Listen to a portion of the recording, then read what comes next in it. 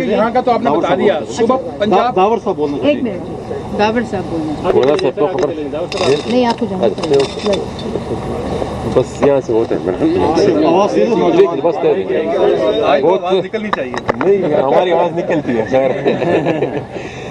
मैं सबसे पहले तो सबको मुबारकबाद पेश करता हूँ आज जो तारीखी फैसला आया है सुप्रीम कोर्ट की तरफ से।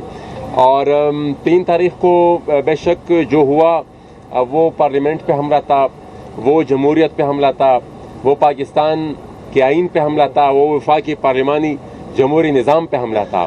और आज सुप्रीम कोर्ट ने जो फैसला जो तारीखी फैसला दिया है और उस रूलिंग को और जितने भी उनके इक़दाम थे उनको नल एंड वाइड करार दिया गया है, उनको रद्द करार दिया गया। और साथ ही साथ जिस नैरेटिव के बुनियाद पर उन्होंने वो फैसला वो रूलिंग दी थी उस नैरेटिव को भी एक तरीके से सुप्रीम कोर्ट ने रद्द कर दिया है।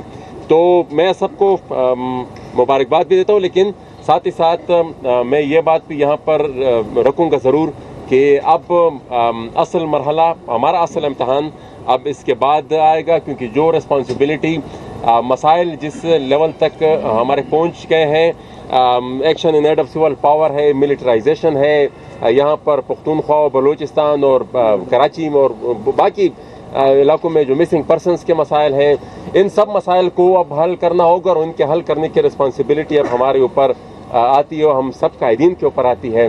तो कौम जो तवक्कुआत रखती है, उम्मीद है कि हम हमारी क़यादत अपोजिशन की जो क़यादत है वो उस पर आने वाले वक्त में पूरा उतरेगी। बहुत शुक्रिया जी। मौलाना असद साहब बिस्मिल्लाहिर्रहमानिर्रहीम।